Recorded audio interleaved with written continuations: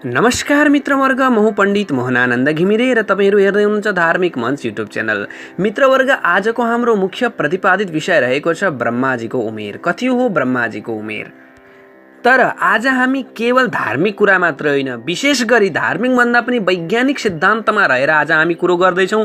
त्यही भएर यदि तपाईँ विज्ञानको विद्यार्थी हुनुहुन्छ या त विज्ञानतिर मन दिने विद्यार्थी हुनुहुन्छ भने अवश्य यो भिडियोलाई हेर्नुपर्छ र साथसाथै तपाईँ गणितज्ञ हुनुहुन्छ भने त अरू मजा आउनेछ। यो भिडियोलाई अन्तिमसम्म स्किप नगरिकन अवश्य पनि हेर्नुहोला। आज तपाईहरुलाई धेरैभन्दा पनि धेरै आनन्द आउनेछ यस विषयमा। सर्वप्रथम तपाईँ केवल ब्रह्माजीको उमेर मात्रै जान्न चाहनुहुन्छ भने सिधै भनिदिउँ, तपाईहरुलाई अल्छी नलागोस्, ब्रह्माजीको उमेर 100 वर्ष हो। तर पर्खिनुहोस्, कतै नजानुहोस्, यो भिडियोलाई तपाईले अन्तिमसम्म हेर्नुपर्ने हुन्छ।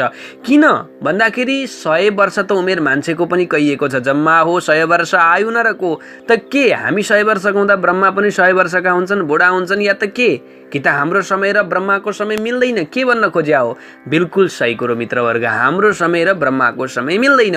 हाम्रोमा 100 वर्ष पुग्दाखेरि ब्रह्माजीको 1 सेकेन्ड नबितेको पनि हुनसक्छ, या त हाम्रो करोडौँ समय बित्दाखेरि। म अगाडि तपाईहरुलाई हिसाब दिनेछु, यसको निष्पक्ष सिद्धान्त दिनेछु, वैज्ञानिक सिद्धान्त दिनेछु, यसलाई सुन्दै गर्नुहोला। हाम्रो करोडौँ वर्ष व्यतीत हुँदाखेरि पनि ब्रह्माजीको 1 दिन रात नभएको हुन सक्ला। अब तपाईँ भन्नुहोला, त्यस्तो पनि काहीँ हुन्छ के ब्रह्माजीको घडी चाहिँ ढिलो चल्छ, हाम्रो घडी छिटो चल्छ भन्दाखेरि मित्रवर्ग, घडी ढिलो छिटो चल्छ त्यो त म जान्दिनँ, धर्मले त त्यसै भन्छ। तर वैज्ञानिक विषयमा पनि यसको बडो रोमाञ्चकारी कुरो छ। हाम्रा एकजना अत्यन्त विद्वान वैज्ञानिक हुनुहुन्थ्यो, तपाईहरुलाई थाहा नै छ, वैज्ञानिक अल्बर्ट आइन्स्टाइन, र उहाँले एउटा E=mc² थ्योरी दिनुभएको थियो। तपाईहरुलाई त्यो पक्कै पनि थाहा होला।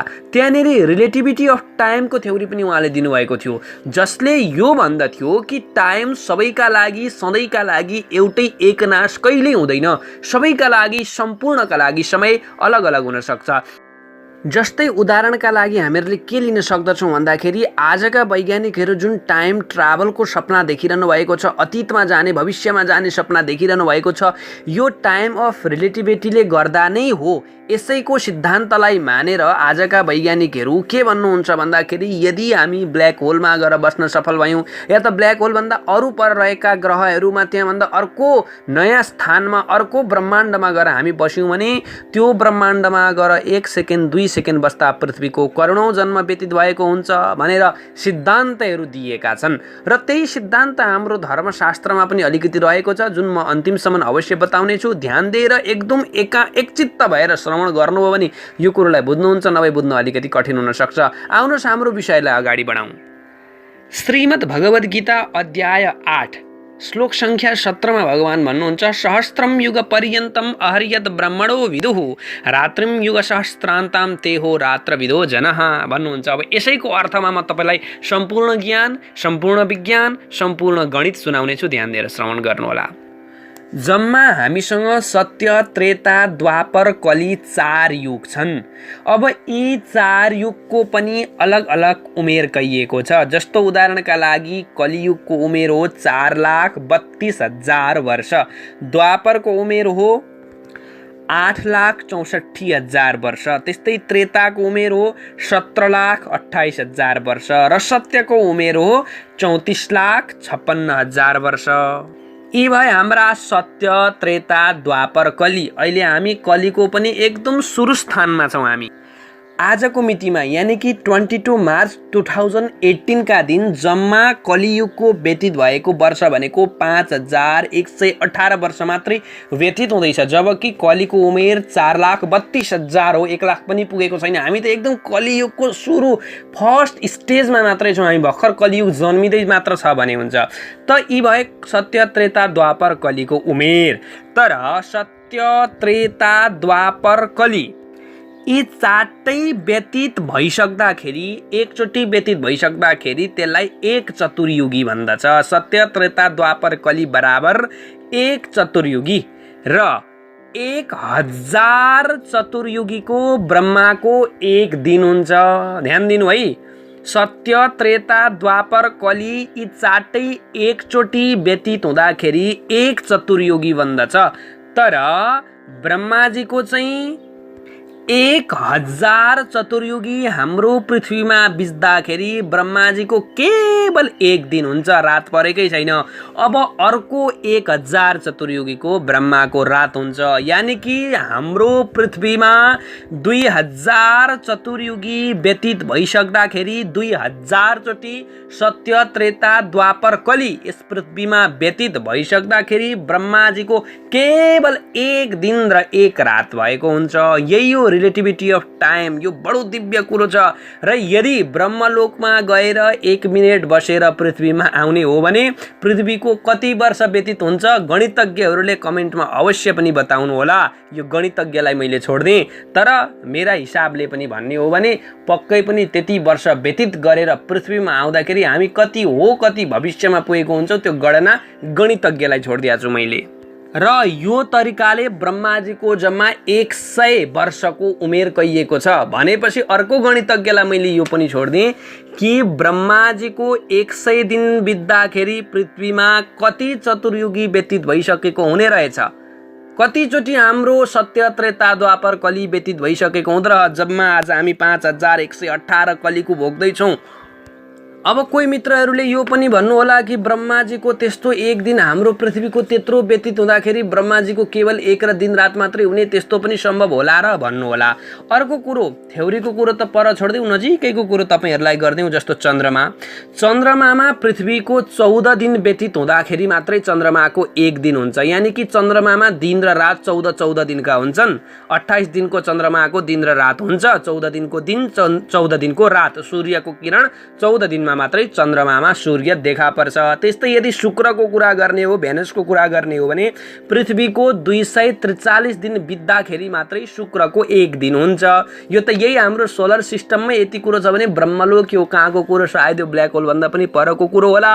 र यो समय हाम्रो यो ज्ञानभित्र लुकेको विज्ञान हाम्रो भागवतमा, गीतामा कतै कतै यस्तो लुकेका कुराहरू पाइन्छन् जुन गुरुहरूसँग बसेर अत्यन्त मध्यनजर गरेर। र अहिले मुख्य कुरो विशेष गरी हामीहरूलाई साइन्सले बडो सजिलो बनाइदिएको छ, किन भन्दा आजभन्दा अगाडि यी कुराहरू प्रुभ नहुन्जेलसम्म, या त भनौँ अल्बर्ट आइन्स्टाइनजीले E=mc² को थ्योरी नदिउन्जेलसम्म यी कुराहरू कतै हाम्रा शास्त्रमा कपोल कल्पना मात्रै त होइन जस्तो लाग्थ्यो। किन भन्दा म तपाईलाई एउटा घटना सुनाऊँ। एकचोटि के भएको प्रसङ्ग आउँछ भागवतमा भने भागवतको नमस्कन्दमा रैवत नाम गरेका राजा थिए। यिनकी छोरी रेवती नाम गरेकी थिइन् र यिनले यी सत्ययुगका थिए। यिनले सोचे म मेरी छोरीको विवाह गर्नका लागि छोरो खोज्छु, तर कसलाई खोजौँ, कहाँ सोधौँ भन्दाखेरि ब्रह्मालाई गएर सोध्नु पर्यो मेरी छोरीका लागि उच्च एकदम योग्य वर को हुन्छ भनेर ब्रह्मलोक गए आफ्नी छोरी रेवतीलाई लिएर। र ब्रह्मलोक जाने बित्तिकै ब्रह्मालाई गएर यिनले सोध्ने बित्तिकै ब्रह्मा हाँसे, छिटो कुद, जाऊ रेवत, तिमी कुद्दै छिटो पृथ्वीमा जाऊ, नभए कतिवटा सत्यत्रेता द्वापर व्यतीत भइसक्यो, अहिले द्वापरको अन्तिम भएर कली आउन आँट्यो, छिटो गएर कृष्णका दाजु बलरामसँग बिहे गरिदेऊ, नभए त्यो पनि पाउँदैनौ, ती राजाहरू त जम्मै मरिसके, तिम्रो यहाँ 1 मिनेट आउँदा तिम्रो पृथ्वीमा कति गयो भनेर ब्रह्माजीले खेदाउनु भयो रेवतलाई। नभन्दै पृथ्वीमा आउँदाखेरि त कोही पनि छैन, कृष्णका दाजु बलरामजीसँग रेवतीको विवाह गराएको प्रसङ्ग थियो। र कतै यी कपोल कल्पना त होइनन् जस्तो लाग्थ्यो केही वर्ष अगाडि, तर आज विज्ञानले हामीहरूलाई यति सहयोग गरेको छ कि यी कुराहरू कपोल कल्पना होइन रहेछन्। E=mc² थ्योरी युट्युबमा सर्च गर्नु होला, त्यसमध्ये पनि रिलेटिभिटी अफ टाइम त्यसलाई सर्च गर्नु होला। र यही हो टाइम ट्राभलको सिद्धान्त पनि यही हो। यही सिद्धान्तलाई मानेर नै हिजो अस्ति भर्खर महान वैज्ञानिक स्टेफन हकिङको निधन भएको छ, 10-12 दिन पनि भएको छैन। उहाँले पनि यो सिद्धान्तलाई मानेर नै भूतकालमा चाहिँ होइन भविष्यकालमा चाहिँ हामी यदि सूर्यको प्रकाशभन्दा तेजिलो गतिमा कुनै ब्ल्याक होल या कतै गएर बस्न सक्यौँ भने हामीहरूले टाइम ट्राभल गर्न सक्छौँ भनेर स्टेफन हकिङजीले पनि हामीहरूलाई एउटा सिद्धान्त दिनुभएको थियो।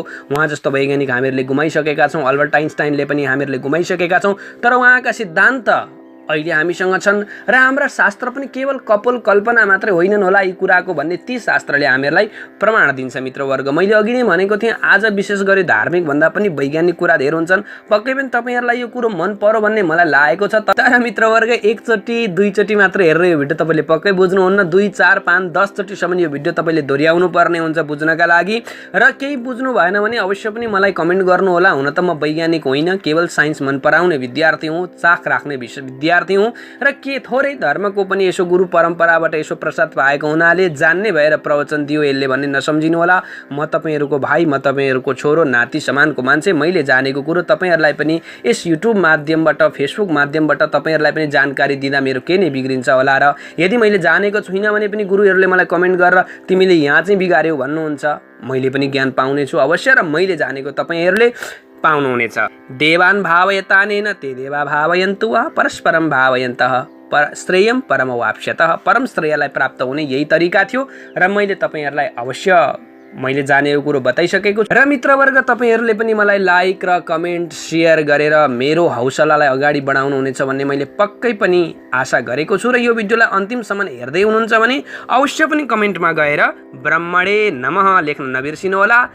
यति भन्दै म पण्डित मोहनानन्द घिमिरे आजको बसाइबाट बिदा माग्न चाहन्छु। पशुपतिनाथले सबैको कल्याण गरून्। जय नेपाल, जय जननी।